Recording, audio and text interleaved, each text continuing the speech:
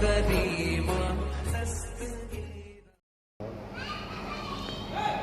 والصلاة والسلام على حبيبه سيدنا محمد المصطفى وعلى آله وصحبه أولي الصدق والصفاء. أما بعد فأعوذ بالله من الشيطان الرجيم. بسم الله الرحمن الرحيم. وما خلقت الجن والإنس إلا ليعبدون. صدق الله العلي العظيم وصدق رسوله النبي الأمين الكريم.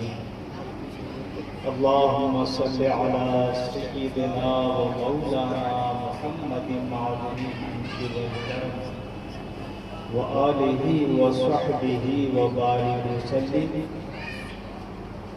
آپ سبھی حضرات نہایت ہی عقیدت و محبت کے ساتھ، نہایت ادب و احترام کے ساتھ اپنے اور ساری کائنات کے آقا مدنی تاجدار و عالم کے مختار روحی فدا جناب محمد رسول اللہ صلی اللہ علیہ وسلم کی بارگاہ اقدس میں درود شریف کی نظر پیش کریں.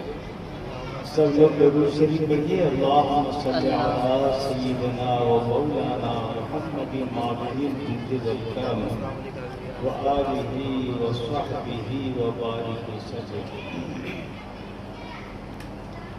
رفیقان گرامی،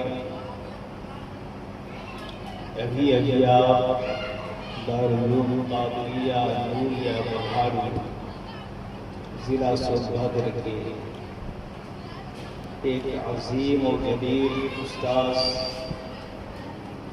حضرت مولانا مفتی محمود احمد صاحب برکاتی سے اسلام سنیت کے تعلق سے بہت ہی قیمتی معلومات فراہم کر رہے ہیں، اور ایسی مجلسوں میں ہمیں اور آپ کو جب شرکت کا موقع ملے تو علماء کرام کے جو روحانی بیانات ہوتے ہیں، مسائل کا ذکر ہوتا ہے، آداب و احترام کے طریقے جو آپ کو بتائے جاتے ہیں، ان پر صرف انہیں سننے کا صرف خیال نہ رہے، بلکہ اسے سنیں تو اس پر عمل کی بھی توفیق مانگے کہ اللہ پاک ہم کو ان سنتوں پر، ان طریقے اسلامی پر ہمیں عمل کی توفیق عطا فرمائے. میرے بھائیوں، ابھی ہمارے اسٹیج پر بہت سے شعراء کرام ابھی باقی ہیں، ان کی نعت آپ حضرات کو سننا ہے. ہم لوگ مفتی صاحب قبلہ یا میں بیچ میں یہ کہو حائل ہو گئے ہیں، سمجھ گئے. وجہ اس کی ہے کہ دارالعلوم قادریہ نوریہ میں اس وقت ٹیسٹ والے امتحانات چل رہے ہیں. کل سے شروع ہو رہا ہے، جس میں مفتی صاحب قبلہ بھی تشریف رکھیں گے، یہ ناچیز بھی وہاں حاضر ہوگا. اس کی وجہ سے ہم لوگوں نے آپ حضرات کی جو ذوق نعت سماعت ہے اس میں ہم لوگ بیچ میں حارج ہو گئے، لیکن الحمدللہ یہ علماء کرام ابھی اسٹیج پر بھی تشریف فرما ہے، شعراء اعظام بھی ہیں. جب ہم لوگ انشاءاللہ یہاں سے گزریں گے یہ مجلس اسی طرح باقی رہے گی، اور ہمارے جو معزز مہمان شعراء تشریف لائے ہوئے ہیں ان کی نعت خوانی آپ کو سماعت کرنا ہے. میرے بھائیوں، ایک بات یاد رکھیں، بنیادی چیز ہے یہ، جب کسی چیز کا کوئی خاص مقصد ہوتا ہے جو چیز جس کام کے لیے بنائی جاتی ہے، جب تک کہ وہ چیز جو بنائی گئی ہے جس کام کے لیے بنی تھی، وہ کام اس سے انجام پاتا رہتا ہے اور وہ اس کام کے لائق بنی رہتی ہے وہ چیز، اور وہ اپنے مقصد کو وہ چیز پوری کرتی رہتی ہے، تو اس چیز کا بڑا خیال رکھا جاتا ہے اور اس سے آپ منافع بھی حاصل کرتے ہیں اور اس کی نگہداشت اور نگہبانی بھی کرتے رہتے ہیں۔ یہ ہے کہ نہیں ہے؟ یہ مائک میں دیکھ رہے ہیں لوہے کا بنا ہوا ہے، لیکن اس مائک سے ہم اپنی آواز کو بلند کرتے ہیں، دور تک پہنچانے کی کوشش کرتے ہیں، یہی اس کی مشین کا اور مائک کا کام ہے۔ اگر ایمپلیفائر یہ کام دینا بند کر دے تو میں سمجھتا ہوں سوائے جو بھنڈار والے ہوتے ہیں جو خریدتے ہیں، کباڑ والے جو خریدتے ہیں، یہ وہی نظر آئے گا۔ اس کباڑ خانے میں تمام سامانوں کے ساتھ ساتھ اس کی بھی وہیں پر صورت نظر آئے گی، ہے کہ نہیں؟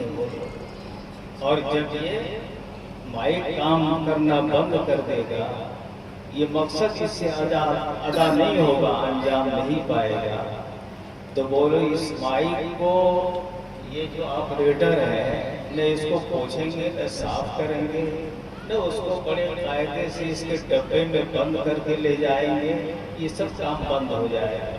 اس کو کہیں پھینک دیں گے، بچے کھیلیں گے، پھر مٹی کی نظر ہو جائے گا۔ جو چیز جس کام کے لیے ہے، جس چیز کا جو مقصد ہے وہ مقصد پورا ہوتا رہے گا تو اس کی عزت بھی ہوگی، اس کی دیکھ بھال بھی ہوگی، اس سے فائدہ اٹھانے کا ذوق شوق بھی ہوگا، آپ اس کی صفائی میں ٹائم بھی دیں گے۔ لیکن اگر وہ اصلاح نہیں رہ جائے گا تو پھر اپنے یہاں سے اس کو پھینک دیں گے، کوڑا کرکٹ پہنچا دیں گے۔ میرے بھائیوں، آپ اور ہم سارے یہ انسان دنیا میں آئے ہیں جن کا کوئی مقصد ہے کہ نہیں؟ بغیر مقصد کی دنیا میں نہیں آئے ہیں۔ اللہ پاک نے ہمیں اور آپ کو جو وجود بخشا ہے، اس وجود کا اللہ جل شانہ نے ہمارا مقصد رکھا ہے۔ وہ مقصد کیا ہے؟ وَمَا خَلَقْتُ الْجِنَّ وَالْإِنسَ إِلَّا لِيَعْبُدُونِ۔ ہم نے انسانوں کو اور جنات کو پیدا کیا ہے اپنی عبادت کے لیے، ہے نا؟ جب تک کہ آپ اللہ کی عبادت کرتے رہیں گے، آپ کے وجود کا جو مقصد ہے اس مقصد کو پورا کرتے رہیں گے، انجام دیتے رہیں گے، تو اللہ کی رحمتیں بھی آپ پر برستی رہیں گی، آپ کی حفاظت بھی ہوتی رہے گی اور فرشتے آپ کی دیکھ بھال بھی کرتے رہیں گے، آپ کو عزت بھی ملے گی، شوکت بھی ملے گی۔ لیکن اگر یہ مقصد آپ انجام نہیں دیں گے، پورا نہیں کریں گے، اس کام سے آپ الگ روگرداری کریں گے، الگ اپنی زندگی بسر کرنے کی کوشش کریں گے، تو میرے بھائیوں، جب مقصد کوئی شے مقصد فوت کرتی ہے تو پھر وہ اس کی حفاظت، اس کی دیکھ بھال، اس کی سرکشا کی کوششیں سب ختم ہو جاتی ہیں اور وہ کوڑے کرکٹ کی جگہوں میں ہوتا ہے۔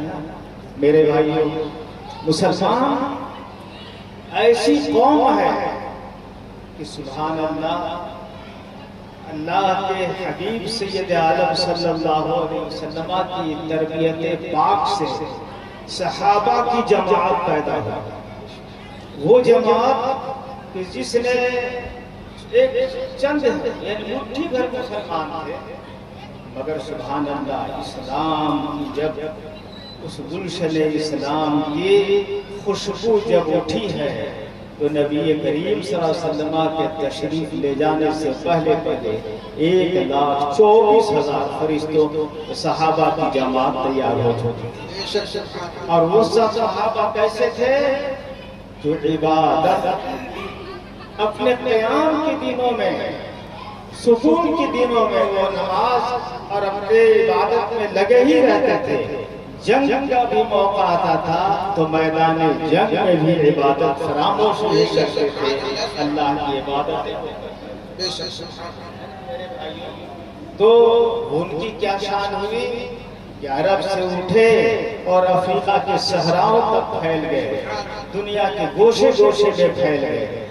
لیکن جب سے ہم لوگوں نے نماز سے دوری اختیار کی ہے، اللہ کی عبادت سے دوری اختیار کی ہے، اسلام کے قوانین پر عمل سے ہم نے دوری اختیار کر لیا ہے، تو ہم پر بارشیں بھی کم ہو رہی ہیں اور اللہ کی نوازشیں بھی کم اتر رہی ہیں۔ قرآن شریف میں حدیث پاک میں فرمایا گیا الصلاۃ حصن، یہ نماز جو اللہ کی عظیم الشان عبادت ہے اور روحانی بلندی کا ایک عظیم الشان زینہ اور ذریعہ ہے، یہ عبادت محض عبادت نہیں ہے، یہ آپ کے جان و مال کی حفاظت کا بھی ذریعہ ہے۔ نماز کے بارے میں فرمایا یہ نماز کیا ہے؟ قلعہ ہے۔ اور قلعہ کیا ہوتا ہے؟ قلعہ وہ ہے کہ جس میں رہنے والوں کو دشمنوں سے حفاظت ہوتی ہے، محافظت ہوتی ہے۔ میرے بھائیوں، اگر آپ نماز پڑھو گے تو انشاءاللہ الرحمن آپ اللہ کی حفاظت میں رہو گے، آپ کی جان، آپ کا مال، آپ کی عزت سب محفوظ رہے گی۔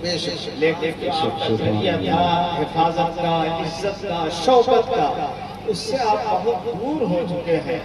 مولا کریم ہمیں اور آپ کو اس کی توفیق عطا فرمائے۔ اور وہ شعر سنیے اور اسے یاد رکھیے، وہ معزز تھے زمانے میں مسلمان بن کر، وہ معزز تھے زمانے میں مسلمان بن کر، اور ہم خاک ہوئے، خار ہوئے، تارک قرآن ہو گئے۔ تو ہم قرآن پر عمل کرنا بھول گئے، اس وجہ سے ہم ذلیل و خوار ہو رہے ہیں۔ اس لیے ہمیں اپنی تاریخ کو دہرانے کی ضرورت ہے اور نبی کریم صلی اللہ علیہ وسلم کی سنت پر عمل کر کے ان کو راضی کرنے کی ضرورت ہے، ہمیں کرنی ہے۔ شاہنشاہ بطحا کی رضا جوئی، وہ اپنے ہو گئے تو رحمت پروردگار۔ اس لیے میرے بھائیوں اس پر دھیان دیں، توجہ کریں مسلمان، اور حالات کا مقابلہ ہم اپنی عبادتوں اور نمازوں سے اور اسلام کے قوانین کی پابندیوں ہی سے اپنی حفاظت حاصل کریں گے۔ اللہ پاک ہمیں اور آپ کو توفیق عطا فرمائے۔ آمین۔ اور ہمارے اخیر میں ہمارے عبدالحکیم صاحب زید مجد ہوں اور ہمارے آپ ماشاءاللہ ان حضرات نے یہاں پر ایک مدرسہ قائم کیا ہے جو بہت قریب میں ہے، اور وہ مدرسہ بہت جدوجہد سے محنت سے یہ حضرات بنا بھی رہے ہیں۔